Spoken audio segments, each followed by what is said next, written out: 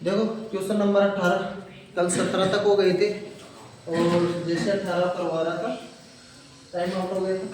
ठीक है 18 और देख लो। एक शंकु तथा एक गोले की बराबर त्रिज्या तथा बराबर आयतन है। एक शंकु और एक क्या है गोला,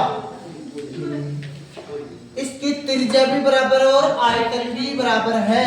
इसमें दे दिया आर भी बराबर है और आयतन भी बराबर है।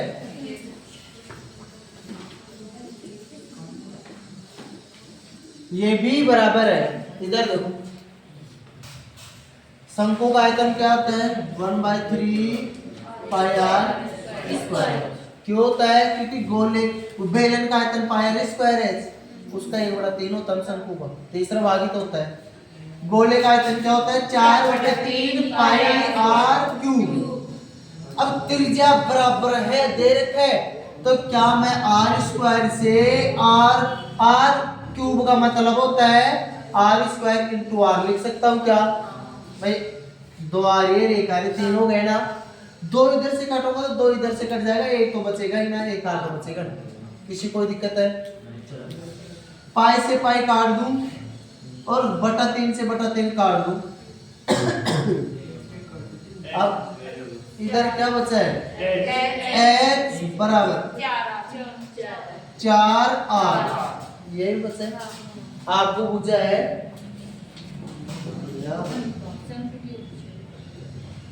गोले के व्यास तथा शंकु की ऊंचाई का अनुपात। शंकु की ऊंचाई तो क्या ही है। अब त्रिज्या r है तो व्यास क्या होता है त्रिज्या का डबल। चलो पहले r का इसका अनुपात निकाल लेता हूं।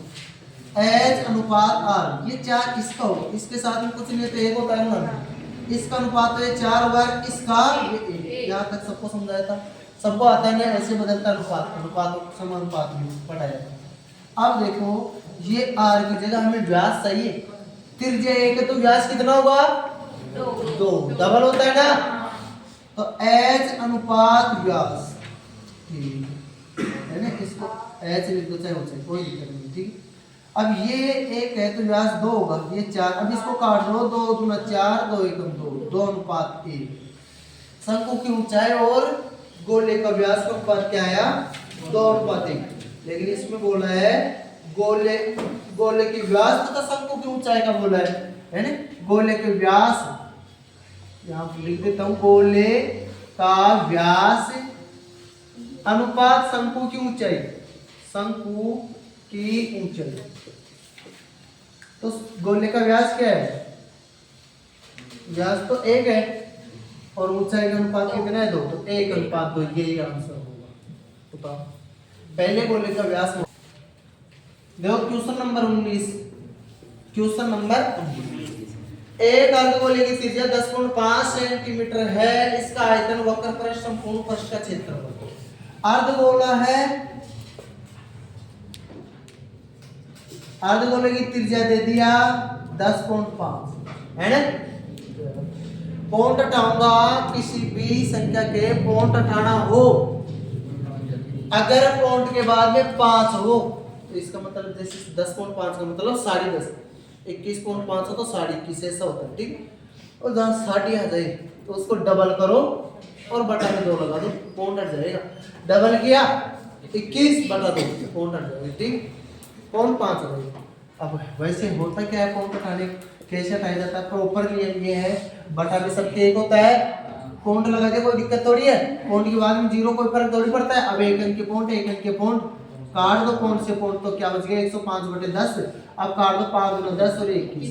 ठीक है, ये प्रॉपर नियम। ठीक है, आपको सब कुछ ये प्रॉपर नियम वगैरह अपनाने नहीं है, सब कुछ सोल्व में करना है जितना हो सके उतना। ठीक है, चलो तो r बराबर में 21/2 लिख दूं है ना। आगे बोला गया इसमें आयतन, क्या क्या ज्ञात करना है, आयतन वक्र पृष्ठ संपूर्ण पृष्ठ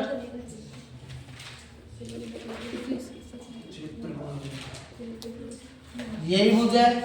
चलो आयतन याद करते हैं, आयतन क्या होता है 4/3 पाई r। अर्ध बोला है, अर्ध बोला है पूरे गोले का लिख दिया था भाई, पूरे गोले का 4/3 पाई आर क्यूब, तो आधे का आधा हो जाएगा। आयतन का मतलब भाई आयतन आधा किया ना, किसी आकृति को आयतन भी आधा हो जाएगा। 1/4 की आकृति का तो आयतन भी 1/4 हो जाएगा, लेकिन क्षेत्रफल ऐसा नहीं होता। क्षेत्रफल जैसे आधा किया तो संपूर्ण तो अलग हो जाएगा, वक्र अलग होगा। 2/3 पाई आर क्यूब, 2/3 पाई का मान 22/7 इंटू आर क्यूब। आर कितने 21/2 इंटू 21/2 इंटू 21/2। काटना सबको आता है, चलो काट देते हैं। 7 से 21, 3 3, 2 से 2, 2 से 11 बार। अब 441 इंटू 11/2, तो 11 48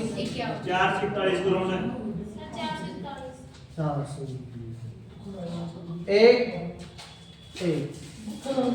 45 का 5 4 48 51/2, 2 से भाग दिया तो 2 2 4, 204, 2 2 4, 2 5 10, 2425.5 दिख रहा है क्या?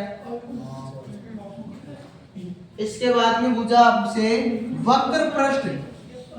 वक्र पृष्ठ क्या होता है? 2 पाई आर स्क्वायर। अब सुनो क्यों होता है, थोड़ा सा बता देते। ये अर्धगोला है और ये ऐसा था पहले पूरा, है ना?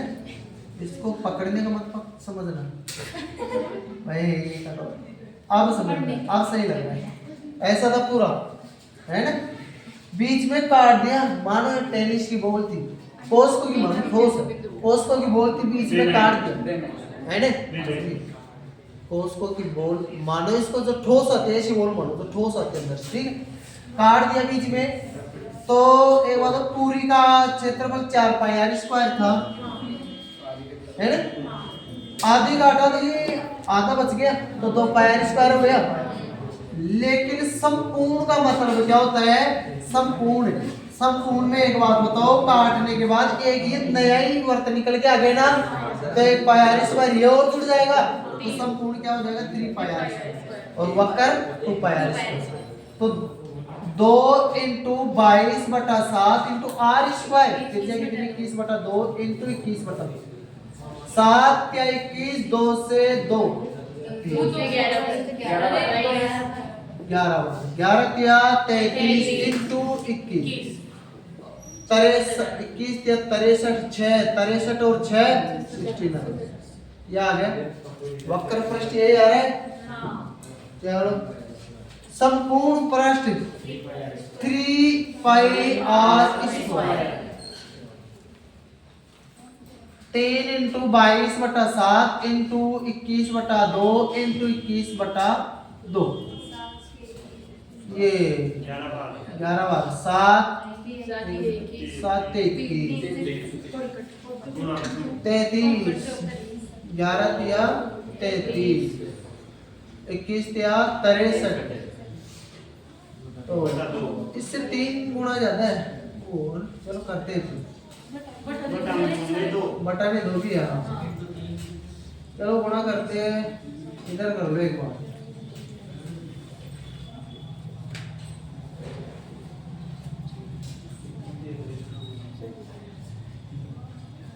ये हो गया 20 79 बटे 2, 2 से भाग करो, 2 1 2, 0 2 6 6, 2 9 18, 1 बच गया, 2 बच गया, है ना? 1039.5 ये हो गया। समझ में आ चुका होगा, उतार सकते हो। देखो क्वेश्चन नंबर 20, एक शंकु, एक अर्धगोला तथा एक बेलन के बराबर आधार तथा बराबर ऊंचाई है ना? तो उसके आयतनों का अनुपात, किस किस का आयतन? एक शंकु, शंकु, और एक क्या है? अर्धगोला।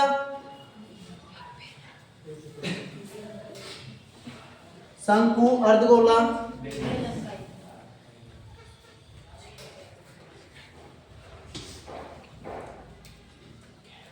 और शंकु, अर्धगोला तथा बेलन।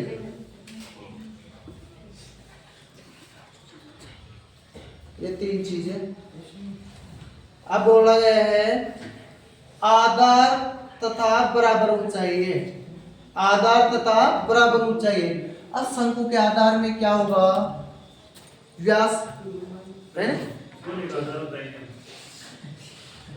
और गोले में आधार नहीं होता लेकिन बेलन में तो होता है ना, ठीक है ना।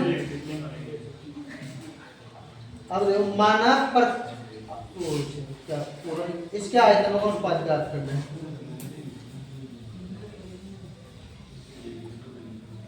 अब देखो,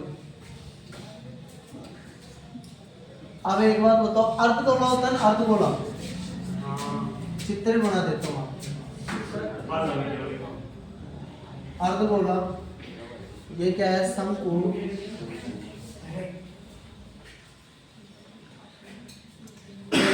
बेलन,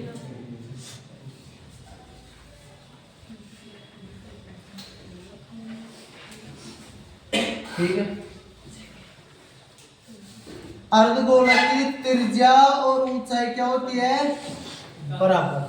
जो त्रिज्या होती है वही ऊंचाई होती है।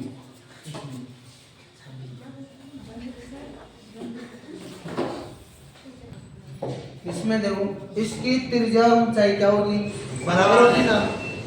तो यहाँ पर दिया है सभी की त्रिज्या बराबर है, बराबर है, ठीक है। इसकी त्रिज्या और ऊंचाई सहमित होगी, अलग तो होगी नहीं। अर्धगोले की त्रिज्या और ऊंचाई बराबर होती है, ये तो होती है त्रिज्या, ये ऊंचाई। अब आप पूछो ये बराबर क्यों होती है, जैसे इसको मैं पूरा बनाऊं तो ये भी त्रिज्या भी ना, पूरे में आपको सब दिख रहा है ऐसा, पूरा बना दो तो ये भी त्रिज्या हुई ना बराबर। अब समझ में आ रहा है ना आपको, अब यहाँ कोई रटने की जरूरत थोड़ी है। त्रिज्या और ऊंचाई बराबर होते कैसे, मैंने पूरा बना के आपको समझाया है ना। चलो त्रिज्या बराबर है, ऊंचाई भी बराबर है। चलो शंकु का आयतनों का अनुपात, सभी का आयतनों का अनुपात निकालना है। चलो आयतन क्या होता है, शंकु का आयतन 1/3 पाई आर स्क्वायर है। अर्ध बोलेगा 2/3 पाई आर स्क्वायर, यही होता है बेलन का आयतन। अब ऐसा ही क्यों होता है, क्योंकि आधार का क्षेत्रफल गुणा ऊंचाई तो होता है आयतन। आधार में क्या है, वर्ग, वर्ग का क्षेत्रफल पाई आर स्क्वायर, ऐसे होना क्या तो बन गया आयतन का सूत्र। ऐसे ही याद करोगे, जैसे मैंने समझाया था याद करने का तरीका, तो याद होगा, रटने सीखेगा, ठीक है। अब एक बात बताओ, जहां एच उसको भी मैं आर लिख सकता हूँ क्या, बराबर है ना। तो मैं 1/3 पाई, एक आर हो जाएगा, 2 आर तो आर क्यूब लिख दूंगा, बराबर है। एच की जगह आर लिख सकता हूँ, अगर मैं इसकी जगह मिटा के आर लिख दूं तो 3 आर हो गए ना, समझ में आया ना बात, है ना। अनुपात 2/3 पाई आर क्यूब अनुपात, इसमें भी एच की जगह आर लिख सकता हूँ, और 2 आर 1 आर 3 आर हो जाएगा, पाई आर क्यूब। एक बात बताओ, क्या मैं आर क्यूब से आर क्यूब काट दूं क्या, पाई से पाई भी काट दूं। इधर तो बच गए 1/3 2/3, और इधर कुछ भी नहीं बचा तो एक तो बचता ही है ना। अनुपात निकालेंगे, सबका बटा की संख्या आ गई तो एलसीएम लेके निकालते हैं ना। इसके बटा में कुछ नहीं, 1 होगा तो 3 3 1, एलसीएम क्या है, 3 का भाग 3 में एक बार 1 को 1 से गुणा कीजिए। अनुपात 1 बार 1 को 2 से 2, अनुपात 3 बार 3 को 1 से 3। अब ये छोड़, अनुपात क्या आ गया, 1:2:3। क्या आपको समझ में आएगा क्या, समझ में आ गया, अच्छा ट्यूशन है, मतलब शरीर मान तो समझो थोड़ा सा दूसरा डाल दो इनको, नहीं ये समझो जोड़ने सभी को 3 का भाग दे दिया,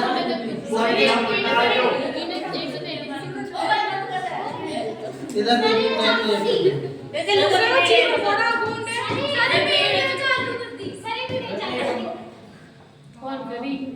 वैसे भी अब